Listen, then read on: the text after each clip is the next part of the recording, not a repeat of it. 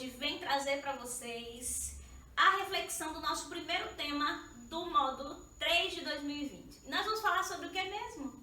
Sobre aquilo que eu estou me esforçando para ser nessa época de quarentena, né? Influenciador digital. Não, pelo amor de Deus, não me vejo blogueira, mas enfim. Professor blogueiro, agora o que mais tem na vida, estamos aqui, né, seguindo esse caminho. Já deu para perceber que não é nada fácil, não é muito minha praia, mas enfim. O nosso primeiro tema, como vocês já estão conferindo aí, já podem conferir no módulo que vocês já receberam, é o papel dos influenciadores digitais na formação do jovem moderno. É aquele tema que é tão fácil, que a gente tem tanta informação, convive tanto com ele, que de repente se pergunta, mas por onde que eu começo mesmo? Pois é, de onde vem essa coisa do influenciador digital? Digital influencers, o que é influenciar, não é? Um dos pontos primordiais na avaliação, na análise de um tema de redação, é nós observarmos, por exemplo, quais são as palavras-chave da palavra tema, ou melhor, da frase tema. No caso, nós temos o papel, ou seja, esses influenciadores têm uma função, tá? A formação do cidadão, do jovem, tá? E essa questão de ser um jovem.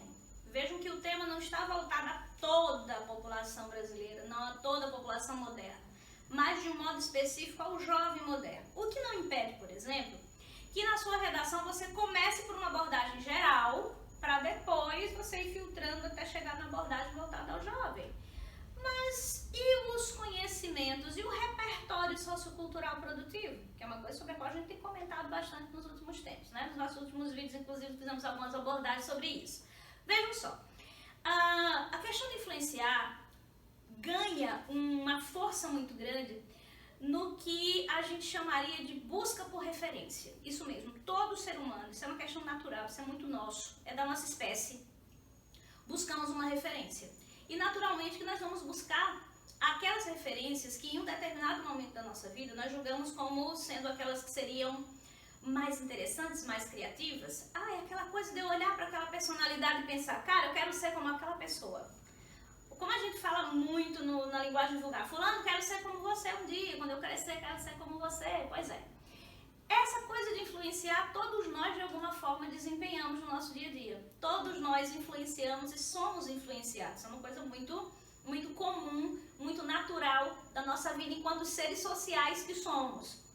Então, tira o ser humano do contexto social, desapareceu o que de fato nos faz humanos. É bem interessante, porque o contexto sociocultural nos faz seres humanos e nós, em interação com esses contextos, construímos os contextos sociais. Então, veja como uma relação, né, de troca, uma relação de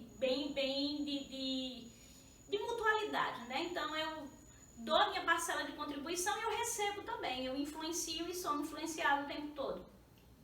Muitas correntes de pesquisa na área de psicologia comportamental, por exemplo, vão observar isso. Pessoal da psicanálise também, da linguística também, né? Nós profissionais da linguagem, várias das sub-áreas, né? Linguística textual, sociolinguística, todas as áreas também voltadas à linguagem vão observar isso de alguma forma. Cada área vai se debruçar de uma maneira diferente em relação a isso. Mas vejam só. O contexto do nosso tema vai trabalhar com a coisa do influenciador digital, então não é qualquer influência. É basicamente a influência que o jovem recebe hoje a partir das redes sociais, porque os digital influencers ficaram famosos a partir dos blogs. Não é à toa que muita gente confunde influenciador digital com blogueiro, e necessariamente não é a mesma coisa. Mas peraí, no meu texto eu preciso me debruçar sobre essas questões? Não necessariamente, isso não é primordial, isso não é o foco do texto, tá? O que vocês podem tomar assim, de forma bem interessante para construir os intertextos, como a gente já discutiu no outro vídeo, é nós pensarmos, por exemplo, que existe todo um processo histórico-cultural e de produção e de descoberta e produção tecnológica pós-industrial. Então, Revolução Industrial entra aí? Entra com certeza. Revolução dos meios de comunicação entra aí? Entra com certeza.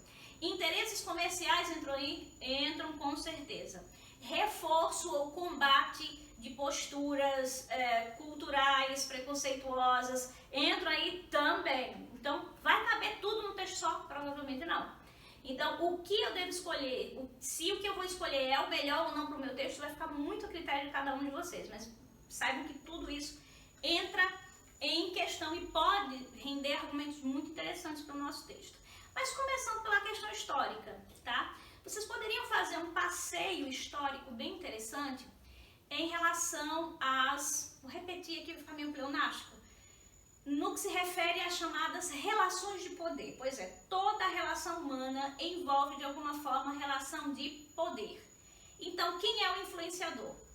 Não necessariamente o poder porque tem mais dinheiro, mas o que tem uma forma de comunicar e uma forma de conduzir o pensamento de outras pessoas que permite com que os outros o vejam como uma referência. Isso não é uma coisa que surgiu com a internet. Isso é uma coisa que sempre existiu. Desde as primeiras civilizações, que sempre houve aqueles com uma capacidade maior de influenciar, de liderar, com poder de liderança, de apaziguar ânimos, de ser mais criativo, de chamar a atenção, de unir uma galera em função ou em torno de um mesmo objetivo, de um modo de pensar, de um modo de agir. Enfim, a capacidade de influenciar é natural da espécie e não é uma coisa atual. Então, por exemplo, aquele uso do atualmente os influenciadores digitais, cuidado com esse tipo de frase, nada contra a palavra atualmente, mas verifiquem que a coisa do influenciar não é tão atual assim, sempre existiu. Então, o que vocês poderiam trazer de interessante do ponto de vista histórico, né? Como cada nova descoberta, cada nova revolução nos meios de comunicação do ser humano foi aprimorando, de certa forma, quem seriam os influenciadores numa determinada época.